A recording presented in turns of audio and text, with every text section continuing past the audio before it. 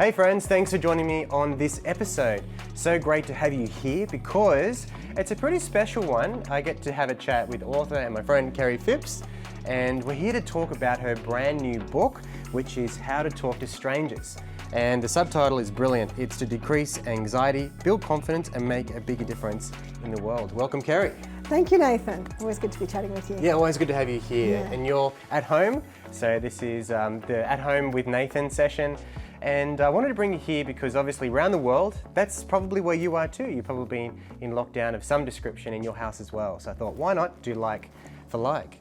And so just thinking about that, there's never been a better time than now to infuse kindness into the world, a bit of understanding, a bit of patience even. And but also the other side of it is it's helping people to be those spreaders, to be those messengers. Yes. So my vision is ultra clear in that it's all about powering messengers. Yeah. And for me, that means getting all the tools and resources to the messengers so they can go and bring their message to those who need it most. Yeah. And this is precisely what this book does. So can you just tell us a little bit about what this book is really focused on? Okay, so the book really is an encouragement to the world. So I came back from India in March 2020 and so aware of what all my friends around the world were going through. And as you know, I've got an amazing network of difference makers, of people who are serving the world in so many different ways, social entrepreneurs, and teachers, educators. And it's crisis time and we see the need so much more for connection and how much it matters. Just to get a little text message from someone to say, hey, I'm thinking of you. Or just to encounter someone in the supermarket who says, please go ahead of me. Those little moments, I think kindness can be misunderstood, but it's like a consideration of others, just to be more aware of people around us. And how can we just give a moment of care or consideration? And sometimes it's big deals, and sometimes it's just a little thing that moves us, and it moves us forward. Absolutely, and I think a lot of people mistake being kind for being weak. And I think that's something that's a grave error, I think. Yeah. So in helping people to understand that they can help decrease anxiety in others and build confidence, as the cover very clearly says. Yeah. So who is this book really written for? Like when you were imagining people reading this and taking it with them, who are those people that you were writing for? They're really the difference makers in our world. And when I say that, I mean, it's people who know they're making a difference and that they want to, that's their desire. And there are so many people who don't even realise how much their words and actions and even just their joy of doing what they do. So someone who is like into art or nature or something, just when they talk about it, it lights them up, but it lights up other people too. And so I guess it's an invitation to be yourself, to be your best self, and to share the joy of living, because there's so many challenges that can really get us down. I want to just laser in on those challenges that you were talking about, because the book is full of stories about people who have experienced the kindness and understanding and the lack of obligation to help others when you don't really have to, but people do it anyway. Yeah. And so usually it's in that challenging time where people see the kindness of someone else. So what are some of the themes that you kind of commonly saw come up in a variety of contributors' writing? Well, something that you've just highlighted to me is that reminder that we actually love it when we help somebody. We get a buzz from it. There's a lot of research around that. Is there true altruism, or are we helping people because we want to get the buzz from it? And often I think we race in, and there's so many stories in here where it's just momentary. You talked about a car accident. You just go and check, is everyone okay? You don't go, I'm going to feel good about that afterwards. You just do what you need to do in the moment. And it matters. It just matters so much. But there was so many moments that are just everyday encounters that we forget about. And this is the thing, our brain hangs on to the things that don't go well, the things that are challenging us, or the offensive thing that somebody has said, or it just gets in our brain and we just go over and over it. And so we need to deliberately pay attention to what's good, what's noble, what's beautiful in the world, because then when we focus on that, then we create more of that. we don't know that our little encounter with somebody isn't the key that unlocks a whole lot of other amazing possibilities. Yeah. And I think one of the things you mentioned there is what I actually found difficult, because I wrote a little bit in here, a very small amount, and one of the things was you kind of don't really, I guess, fully comprehend or apprehend the impact you have until you're asked to examine it or to write it down. Yeah. And it's usually easier to find when that's happened to you. Yeah. So there's some stories in there, for example, from when I was in grade 6, right? When I was like 12. And I remembered the ripple effect someone else's actions had on me. Yeah. But it's difficult to know and measure your impact on others. Yes. Simply because you're not around in their life to see it happen. Yes. So how difficult was it to get your contributors to actually think of something like that? Well, I had to say, let's embrace the awkward, because it is awkward to go, how do I help people? How do I make a difference? It's like, let's look at your strengths for a moment. That's an awkward conversation, because we're much more comfortable to talk about somebody else's strengths and just go, oh, but you're great at this and you did this and that made a difference. But to go, oh, how might I have helped people? And we don't know the end result. We don't know that they're at home or at work talking about this person that they encountered at the petrol station and then something great happened. But that just being happy to help is actually, it feels like a lifesaver to people. And I found so many times people would say to me, oh, this happened and this person was kind to me and, it just restored my faith in humanity. And I hear that phrase so often, and I think, well, we need to do that. We need to pay attention to that, because people clearly need their faith restored in humanity. So you have a fairly big task then of restoring people's faith in humanity globally. Yeah, because we can be really disappointed.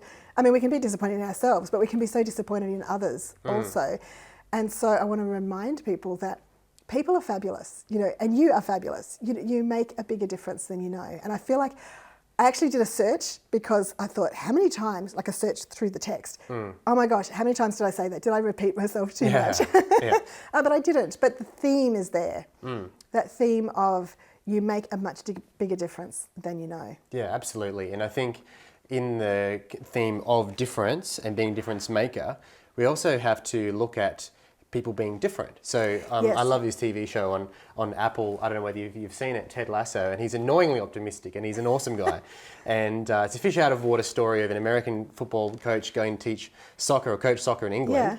And what he says is that all people are different people. Meaning we shouldn't expect people to be a certain way because we've seen it happen or them act the way with someone else, right? So for this, to get that sense of broad strokes difference in the world, you literally went to people all around the world to get writing. So tell us about that process. Well, as you know, there's just so many extraordinary people in my world. And when I'm traveling and online, I can connect with anyone. And so, honestly, I could have kept adding more people to the book, but then we'd still be working on it. That's true. We'd still be editing. But we have people from fashion industry, from social entrepreneurship, from different creative industries and leadership and professional speakers and so many different backgrounds, so many different cultural backgrounds, different countries. I mean, we actually have 6 Singapore residents in the book, but they're all from different cultures also. And I think that is such a gift to each other, because we can get a different perspective when we open up, when we listen. And so it grows us, and then it helps us to make a bigger difference as well. Yeah, it really does. And I think people learn to listen, but leaning into that and being like, okay, well, if I've heard this, then what should I be doing as a result? And that's where helping a stranger comes into play. So when people read through the book, what do you want the reader to put down the book, having finished reading it and going, I'm going to do this? What's the takeaway? I think the takeaway is going to be different for everybody, but I hope that it's something like, I'm going to tune in more. Because maybe it's tuning in more at home, because you can have a stranger sitting on your lounge every night. You can lose touch with the people in your family, in your world, because you don't ask them what do they really think about things. And it's amazing how even people who've been married for a very long time can surprise each other with a new perspective, with a new idea. And so whether it's connecting more at home or connecting at work or just connecting in the supermarket, just to be more aware of the possibilities of connecting and just adding a little life a little colour to someone's world. Yeah, that's right. So easy, yet we make it so complicated. Yeah. Yeah. And Yeah. so when you were going through and compiling all the stories from all these people from different countries, from different walks of life, what did it bring up for you? What was the thing that you actually didn't expect to perhaps come to the fore, but it did because you read through people's experiences? I think it was actually me being taught by my own book and my own concept. Because I can celebrate everyone else's stories, I can celebrate their strengths and the moments they've made a difference, and encourage them through that awkwardness of looking at their strengths. Then to turn that on myself, and I went, oh, I'm discounting my own value while I'm trying to encourage others to see theirs. So again, I have to say to myself, oh, I make a bigger difference than I realise. And then I get reminded of things like previous books. Somebody will send me a message and just say, oh, I've just discovered your book and it's just made such a difference. Or, you know, I heard you speak in India like 4 years ago and your book has really helped me since then. And I'm like, oh, that's right, because I make a bigger difference than I'm aware of. And so, yeah, it's kind of that message kept smacking me in the face. Yeah. While I'm wanting to share and encourage others, oh, I have to see that. I have to not diminish my own message and the difference that I make as I am helping others, you know, put the spotlight on theirs. Yeah, so you were literally preaching to yourself, but you Yeah. didn't realise you were. And then you're like, oh, hang on, I'm being spoken to Yeah. here. So in terms of impacting people too, like tell us how this is going to impact others in terms of what charity work you're doing. Yes, we do have a program of accessing or giving access to safe drinking water for people in developing nations, because, you know, with all the acts of kindness that we can do, if we can just get more water to people, you know, it's one of those things that we want to give. So you're giving safe drinking water as you're giving yourself and others a gift. Thanks so much for coming in today, dropping into my house to chat with me Yeah. about this. And what I'd love for you to do, friends, is to make sure you grab a copy, and you can do that over at kerriephipps.com or on Amazon as well. There's a Kindle edition there.